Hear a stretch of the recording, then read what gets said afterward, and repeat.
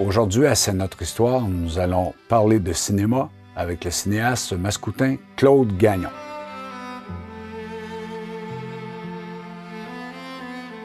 Comme tu reçois Claude Gagnon, le cinéaste bien connu qui vient de Saint-Hyacinthe, moi j'ai pensé de vous parler des débuts du cinéma à Saint-Hyacinthe. Ce qu'on peut dire, c'est qu'en 1895, c'est les frères Lumière, dans le fond, qui inventent le cinématographe, donc c'est des vues animées. Mais à Saint-Hyacinthe, on n'a pas attendu cette année-là avant de réunir des gens dans une salle pour aller voir des projections. Donc, dès 1855, au Théâtre Marcheseau qui était situé sur la rue Saint-Antoine, il y a des gens qui viennent installer un panorama sur la guerre de Russie. Donc, c'est comme, j'imagine, des dessins où les gens viennent observer un petit peu là, les champs de bataille pour la guerre de Crimée. Alors, un petit peu plus tard, ce qui arrive avec l'invention des frères Lumière, en 1897, c'est vraiment la première fois que deux projectionnistes viennent à Saint-Hyacinthe pour faire des vues animées. Avant ça, on avait utilisé différentes salles pour faire de la projection comme des diapositives. Ils appelaient ça des lanternes magiques. On insérait des images. Il y avait des images qui étaient projetées. Mais en 1897, c'est vraiment l'année charnière où on peut dire où on passe du cinéma non animé au cinéma animé. Alors, ces gens-là font 11 représentations pour des vues qu'on soupçonne être les fameux films des Frères Lumière, l'arrivée du train en gare, puis la sortie des usines Lumière à Lyon. Au temps du cinéma muet, il y a quelques salles qui sont installées à Saint-Hyacinthe, mais pour que ça fonctionne, le cinéma muet, dans le fond, André, ça prend 4 personnages importants. Le premier personnage, c'est le propriétaire de la salle de cinéma qui, lui, il a la salle de cinéma, il va vendre des billets, mais il va faire de la publicité pour amener des gens. Le deuxième personnage important, ça va être l'orchestre. Tu vas avoir soit un pianiste ou un musicien, ou un orchestre, c'est ça. Le troisième personnage, ça va être le projectionniste qui, lui, voit tout à l'aide technique, là, comme nos amis ici derrière les caméras, là, tu sais. Et le quatrième personnage, je pense que c'est un des plus importants, c'est le bonimenteur. C'est le personnage qui se tient en avant puis qui va raconter, en regardant les images qui sont projetées, qui va raconter une histoire aux spectateurs.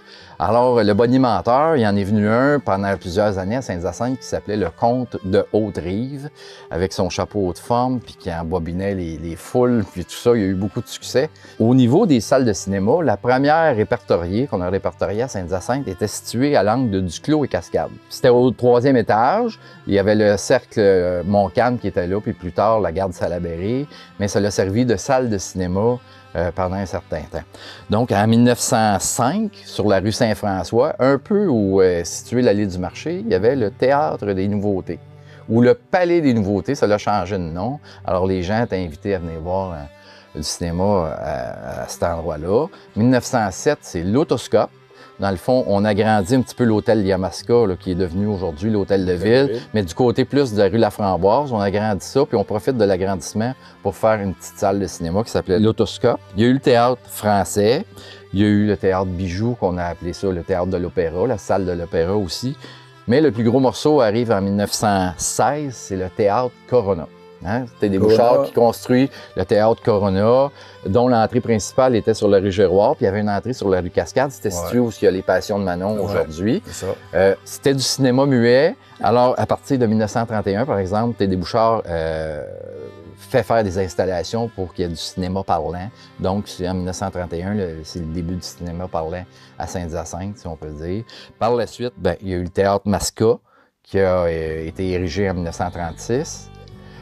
Ensuite, le Théâtre Paris, 1954. Puis là, ce qu'on a connu, plus jeune, nous deux, là, c'est le Théâtre Paris, le Théâtre Masca. Puis ensuite, il y a eu les Galeries Saint-Hyacinthe. Hein, tu sais qu'en 97, là, le cinéma, le Paris a fermé. Puis dans le fond, le propriétaire a tout aménagé ça aux Galeries Saint-Hyacinthe. Fait que ça fait un petit peu le tour de l'histoire du cinéma à Saint-Hyacinthe. Peut-être une autre fois, on parlera du camp de la Marine et des studios de la Québec Production. Je pense que c'est important aussi, mais ça va être pour une autre fois, André. Bien, merci, Paul. On va aller voir notre invité, Claude Gagnon, qui, je sais, s'est beaucoup inspiré du Théâtre Paris. OK.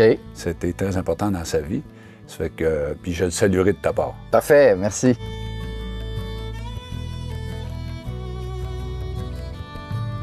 Tu es en première année.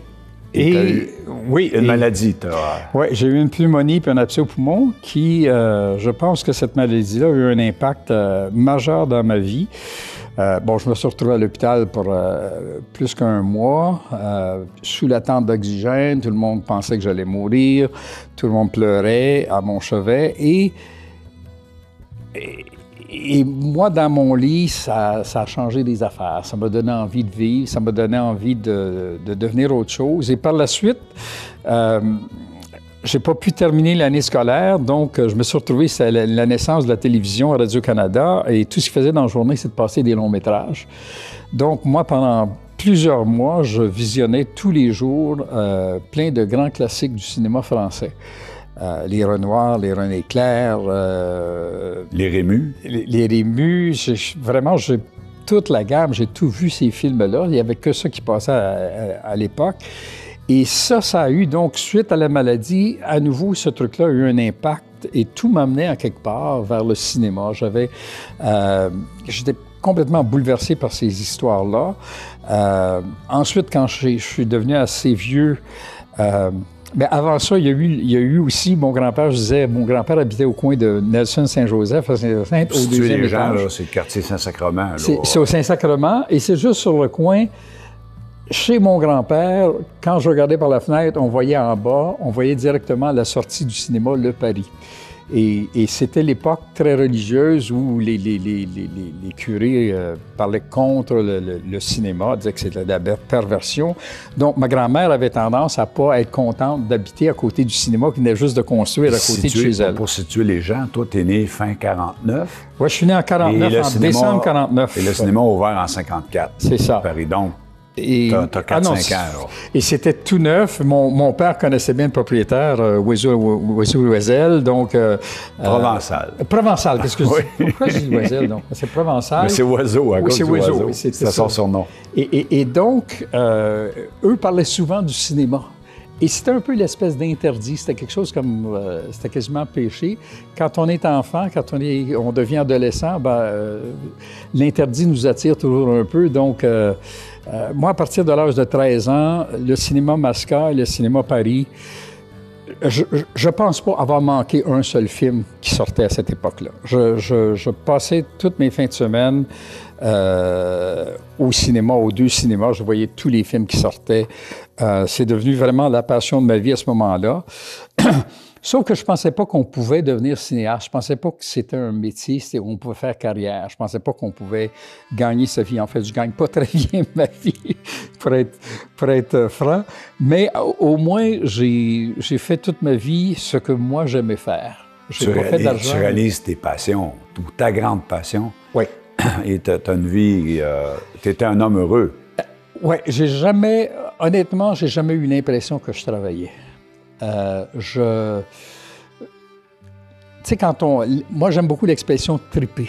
Triper. Je tripais. J'ai passé ma vie à... Bon, c'est sûr que j'étais des fois enragé. C'est sûr que des fois, on a des problèmes financiers. Le cinéma m'a ruiné. Je peux le dire. J'ai pas honte de le dire. À un moment donné, ça m'a ruiné dans ma vie. J'ai tout perdu.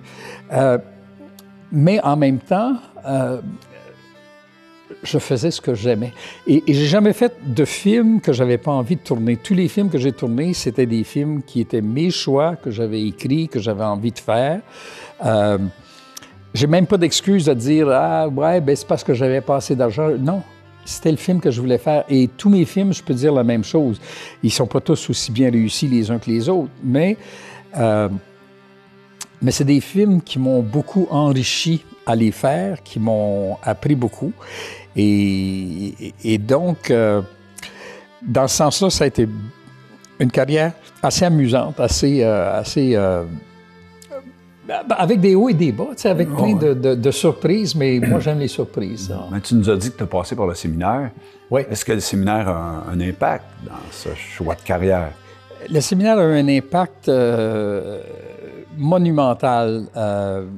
D'une part, je pense que c'est plus peut-être mon prof de cinéma. J'ai eu un prof de cinéma qui s'appelait Guy Comeau, qui est un être extraordinaire qui n'avait qu'une passion, et c'était le cinéma. Et il a été capable de nous la partager, de la faire partager. Il nous a... moi, ce qui m'a surtout appris, c'est que, je donnais l'exemple, j'en parle souvent, quand il nous a parlé de Belle de jour et Blow Up, le film d'Antonioni, il nous recommandait d'aller voir ce film-là, alors qu'on était dans un séminaire. Donc, alors, il y avait des femmes nues, il y avait des choses qu'un jeune séminariste ne devrait pas voir. Et lui nous disait, non, c'est le cinéma, il faut aller voir, il faut vous nourrir de ces choses-là. Et pour moi, d'avoir quelqu'un qui laissait tomber devant moi toute forme de censure, qui me permettait, qui me disait, vas-y, si tu as envie de faire ces choses-là, si tu as envie de voir ces choses-là, vas-y, ne t'arrête pas. Alors que dans la vie, au quotidien, habituellement, on fait que ça, nous empêcher de faire ce qu'on a envie de faire. On se promène sur la rue Cascade, la police arrive, tes cheveux longs, il dit « Hey, qu'est-ce que tu fais là? Rentre chez vous à cette heure-là. » On était toujours en train de nous empêcher de faire ce qu'on voulait faire. Et tout à coup, ce gars-là nous disait « Faites tout ce que vous avez envie de faire. » Et c'était... ça a été très révélateur pour moi. Ça m'a vraiment donné envie de dire j'ai envie d'aller dans ce monde-là, dans ce milieu-là, où on nous permet de ne pas nous censurer. Quand le cinéma est entré dans ma vie, j'ai perdu l'intérêt pour le... je ne l'ai pas perdu parce que j'ai toujours été sportif, mais j'ai perdu des ambitions de sportif. Je suis allé jouer midget contre Marcel Diane au tournoi de Drummondville. Puis en revenant, les gars se sont fait repêcher. J'ai plus envie. Je savais que c'était fini. Je voulais faire du cinéma, c'était décidé, c'était clair. Donc le cours classique ne voulait plus rien dire. Les équipes sportives ne voulaient plus rien dire. Je voulais faire du cinéma. Et bêtement, par accident, je me suis retrouvé à faire un voyage au Mexique dans le but de trouver une job en cinéma. Et je suis allé, c'était en 68, je suis parti sur le pouce au Mexique. Et là, j'ai eu une autre révélation, c'était que j'étais insignifiant. C'est assez important dans la vie de réaliser qu'on est insignifiant, que je connaissais absolument rien. Mais vraiment, j'avais... Tu sais, quand on a 18 ans, on est prétentieux, on a lu quelques livres, puis on pense qu'on connaît tout. Puis tout à coup, j'étais confronté à des gens qui vivaient différemment, qui avaient des valeurs différentes des miennes. Au Mexique, c'était la même chose. Et là, j'ai été déboussolé parce que je me suis dit, je comprends rien de la vie. Je peux pas faire des films si je connais pas la vie. Puis je suis rentré profondément frustré de réaliser que j'étais pas prêt à faire du cinéma. Et là, je me suis dit, c'est devenu une priorité. J'ai eu envie d'avoir des expériences de vie. J'ai eu envie d'essayer des choses, peu importe ce que c'était. Donc, le Mexique, ça devenait une expérience de vie, puis ça t'amenait à couvrir les Jeux olympiques. Oui. Qui était là en 68, là, la fameuse année là, du... Je suis allé pour les Olympiques. En fait, quand je faisais du pouce, j'avais un beau panneau qui était Montréal-Mexico avec les 5 cerceaux. Les 5 anneaux. Et ça, quand tu fais du pouce avec ça, vraiment, ça marche. Hein? On va dire que moi, j'arrêtais sur un coin de rue, là, jamais plus que 3 minutes. C'est une belle époque. Il faut dire que les gens qui n'ont pas connu ça, l'époque du pouce, là, c'était fantastique pour ça aussi, parce qu'on a des belles expériences, rencontrer toutes sortes de monde fascinant. Et ça me... Tu sais, sur le pouce, je te parlais que j'aime beaucoup les surprises. Moi, je suis fasciné par les surprises. Quand tu faisais du pouce, tu savais jamais qui t'embarquait. Et là, ça flyait dans toutes les directions. Tu sais, moi, j'aime ça quand le monde me surprend, quand il me... Tu sais, sans jeu de mots, qui me poigne les culottes baissées, il faut s'entendre, là. Mais, tu sais, cette histoire-là, moi j'aime beaucoup ça, être déstabilisé. Et ça me procurait ça. Et à mon retour, j'ai rien fait aux Olympiques. Je suis allé un petit peu, j'ai rencontré un gars qui s'appelait Arturo Rosas Herrera. C'est un gars qui avait mon âge. Il m'a emmené chez eux, on s'est promené, on est allé voir, comment ça s'appelle, The Animals, là, le groupe rock. Le groupe rock. Eric Burdon and the Animals. On s'est retrouvés sur le stage avec Eric Burdon, en tout cas. Tu sais, c'était l'époque où on était flyés, là, où on... Et j'ai pas vu les Olympiques Mais je suis revenu avec la conviction qu'il fallait que je voyage. C'est ça qui a été le point tournant pour moi, c'est que je me suis dit, je pars. Et dès ce moment-là, j'ai essayé de trouver c'était quoi le pays qui risquait de me... C'était l'époque où tout le monde s'en allait en France. Tous les Québécois partaient pour la France, puis moi, ça m'intéressait un peu moins. Ça ressemblait trop à ce que je connaissais. Alors, j'ai fouillé sur la carte ce qui était aux antipodes de ce que moi je connaissais, puis je suis tombé sur le Japon. Qui était vraiment carrément aux antipodes de tout ce que je connaissais. Et là, je me suis dit, si je vais déstabiliser, ça va être là que ça va aller. Tu me disais, juste avant de partir, tu as eu un petit moment où tu es allé dans des mines en Ontario. Oui. Avec ton grand copain Luc Matt. Oui. Bien, Luc Matt est un ami d'enfance. On a fait toute l'école primaire ensemble, on a fait le séminaire ensemble. Quand je suis parti du séminaire, lui aussi est parti du séminaire. Après ça, il est retourné au truc de théâtre, mais il avait lâché en même temps que moi. On est allé travailler dans les mines vraiment pour l'expérience, vraiment pour le kick de l'affaire, et aussi parce que ça payait beaucoup d'argent, il faut dire. Les mines de nickel à Sudbury. Moi, j'étais au 2200. Il faut dire que, tu sais, on a passé notre vie, Luc et moi, on a passé notre vie ensemble, on a passé...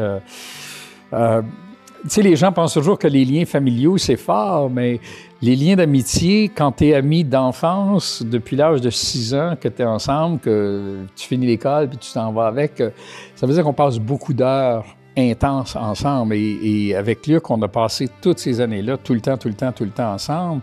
On allait au parc ensemble, on a joué au hockey ensemble. On a joué au hockey ensemble. Et donc, on s'est retrouvés dans les mines. Et je me souviens, parce que c'est vrai, je me souviens de l'histoire de Belmondo. On avait vu Pierrot le Fou. Ceux qui ont vu mon film La Rose, Pierrot et la Luce, je peux dévoiler un secret à ce moment-là. C'est quand on était dans les mines, justement, on parlait de Belmondo, puis c'est toujours à Luc qu'il y avait cette allure de Belmondo, que si je devenais cinéaste, qu'on devrait faire un film ensemble. Tu sais, on est adolescent, on rêve, tu sais, et on avait parlé de ça. On avait parlé qu'on allait faire un film, puis j'avais dit, écoute, laisse-moi voyager en premier, puis quand j'en connaîtrai un peu plus, peut-être que je deviendrai cinéaste, puis qu'on fera un film ensemble. Et c'est drôle parce que plusieurs années plus tard... C'est arrivé. Ben, je suis parti au Japon, mais quand je suis parti au Japon, je pensais que je partais pour 6 mois. En fait, on s'entend que je ne partais pas pour très longtemps. Je partais pour 6 mois, mais après 6 mois, je me suis rendu compte que, encore une fois, je ne comprenais rien. Tu sais, moi, j'ai passé ma vie à être confronté à mon manque de connaissances, à mes limites. Et après 6 mois, donc, j'ai fait comme, je comprends rien, donc je vais passer un autre 6 mois. Et je suis allé comme ça de 6 mois en 6 mois, puis j'ai passé 10 ans, finalement. Mais entre-temps, j'ai quand même réussi à tourner... Un premier film. J'ai tourné un court-métrage, ensuite un moyen-métrage. J'ai commencé très tôt à zigonner avec le film. Ça se passe en anglais ou en japonais? Ça se passait en japonais à cette époque-là. Ça se passait en japonais, pas parce que mon japonais est très bon, mais disons que je baragouine assez. Quand c'est mon scénario, que c'est mon histoire, je sais de quoi il parle, donc j'arrivais à suivre. Et la chance que j'ai eue, même mon premier film qui était un peu tout croche, qui était comme un premier film avec plein d'erreurs dedans, mais il y avait quand même quelque chose, c'est qu'il se distinguait de la masse. Alors, comme j'étais étranger, j'ai pas fait un film comme les Japonais, et ici, mon film n'était pas comme les films des Québécois, donc je suis devenu un peu exotique en quelque part par la force des choses, et mon film, malgré ses faiblesses, est devenu une espèce de film culte. Je suis assez fier de dire que 40 ans plus tard, mon film joue encore, ils vendent des DVD, je reçois encore un petit peu d'argent tous les ans du Japon. Mon film est devenu, donc Keiko est devenu cette espèce de film culte quand il parle des classiques japonais. Il parle de mon film aussi, malgré ses faiblesses, justement.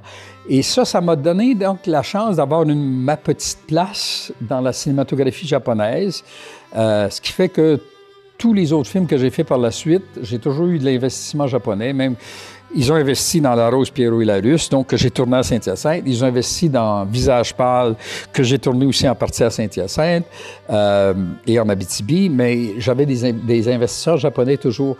Alors, ça m'a donné, ma période japonaise m'a donné une liberté en tant que cinéaste, parce que quand les institutions québécoises ou canadiennes refusaient de me financer, j'avais un financement additionnel qui venait du Japon, qui me permettait de dire...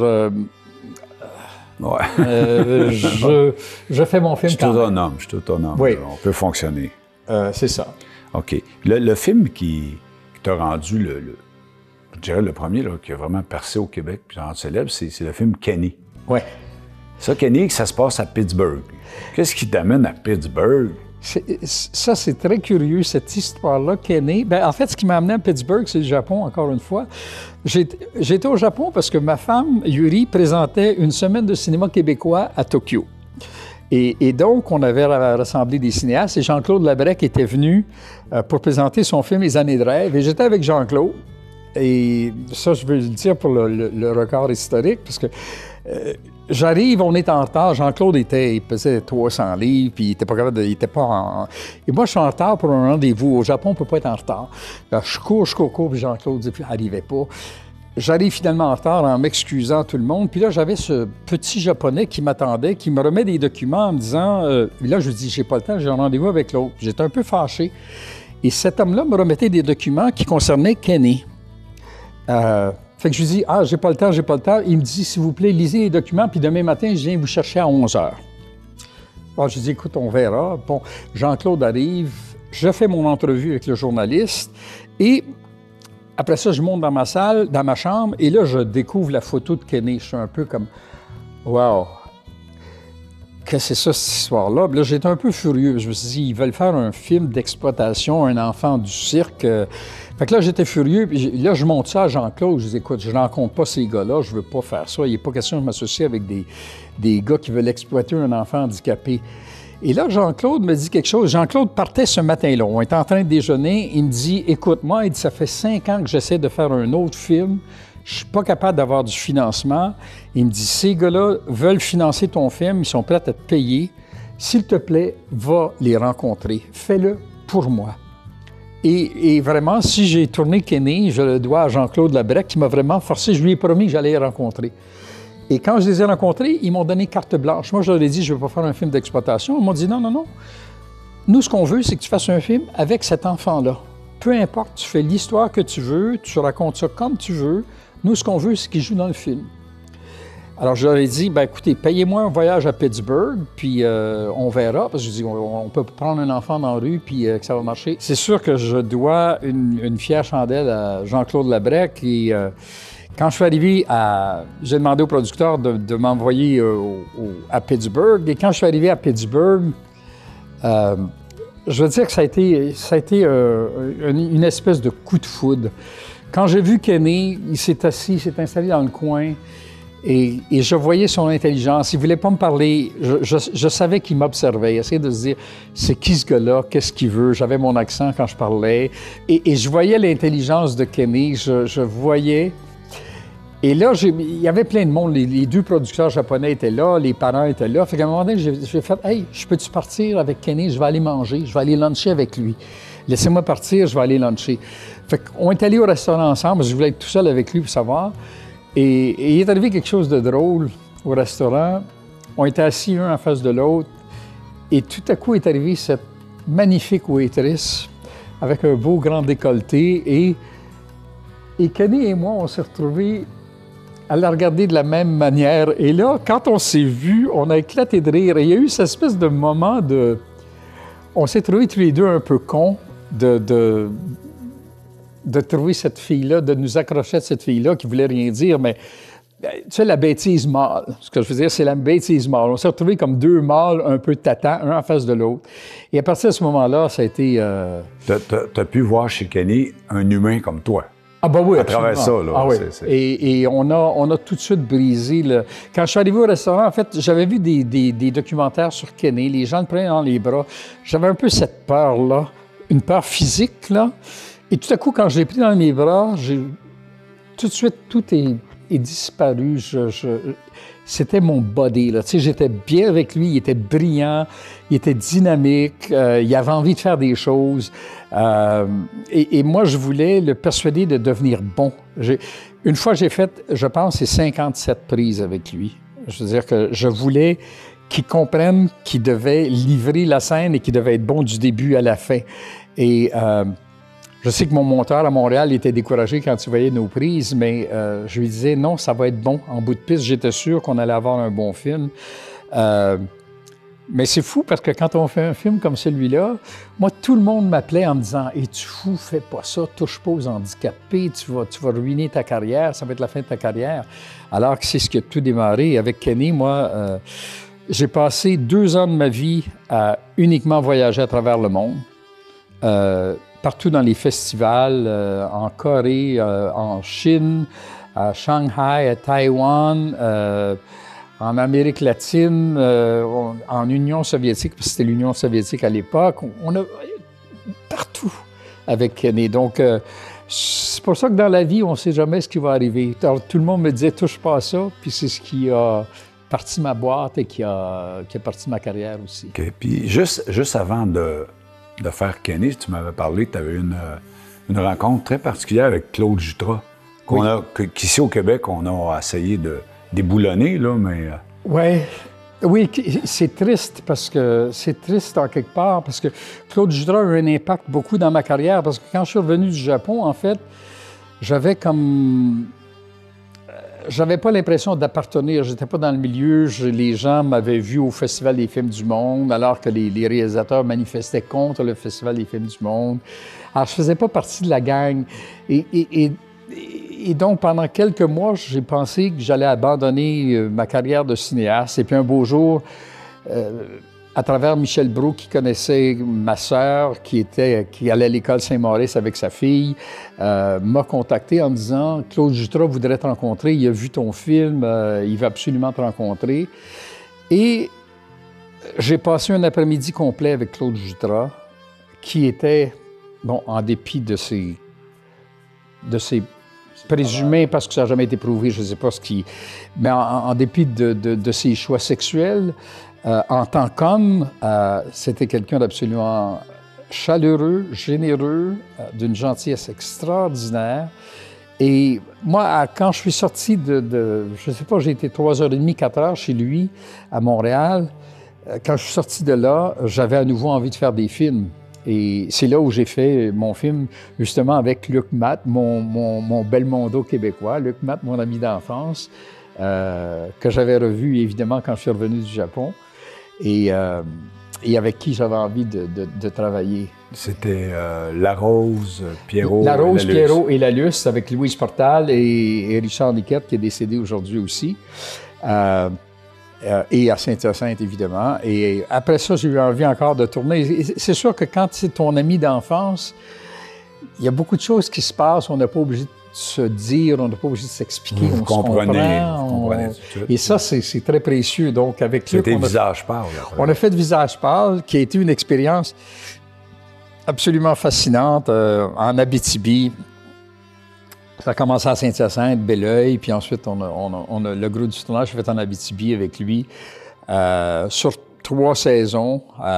C'était un tournage assez éprouvant, c'était physique. On était dans l'eau, on était dans la neige, on était dans... Non, c'était pour les cowboys, c'était le fun. C'est un bon tournage, ça. Et la chose la plus triste, le plus grand regret, en fait, dans ma vie, en quelque part, même si j'essaie de ne pas avoir de regrets, mais c'est de ne pas avoir tourné d'autres films avec Luc. On a failli en faire un autre, puis bon, ça a chopé pour toutes sortes de raisons personnelles. Et puis à la fin de sa vie, c'était rendu trop tard. Mais on a quand même flirté avec l'idée de faire un film, même quand Luc était en phase terminale. On a discuté de cette possibilité-là de faire un film peut-être ensemble. Lui, il l'a considéré un peu, mais il était rendu trop faible à ce moment-là. Mais c'est ça qui nous amène vers le film qui est en préparation actuellement. Oui, en fait, oui, parce que, le film qui devrait sortir quelque part en 2020, février-mars, dans ces jours-là, 2020, qui s'appelle Les Vieux Chums. En fait, quand Luc, on a parlé de la possibilité de faire le film, il m'a dit « Je suis trop fatigué, je suis épuisé. » Mais il me dit « Ça serait peut-être le fun que tu t'en serves après ma mort. » Il faut dire qu'on parlait, Luc n'avait pas peur de mourir, il en parlait avec beaucoup de détachement, il y avait beaucoup de quiétude dans sa démarche. Et c'est ce qui me fascinait aussi. Et il m'a donc suggéré il m'a dit, écoute, si ça te tente, quand je serai plus là, faisons un film. Et je me suis un peu donc inspiré de ça, inspiré des derniers mois de sa vie. Et de la mienne. Mais évidemment, je fais du cinéma de fiction, donc en cours de route, ce qui est devenu intéressant, c'était de tout mêler les pistes, de changer ce qui s'est passé. Par contre, je voulais absolument tourner à Saint-Hyacinthe. Ça, pour moi, tourner à Saint-Hyacinthe était crucial. Parce que, comme je disais, moi, je pense que les 20 premières années de nos vies, c'est ce qui détermine qui on devient. Et donc, moi, ces 20 premières années-là, je les ai passées à Saint-Hyacinthe et ça a formé l'homme que je suis devenu. Ça m'a emmené vers les choix que j'ai faits. Et donc, comme c'est une espèce de bilan, mon film Les Vieux Chums, c'est un retour au bercail auquel je tenais beaucoup.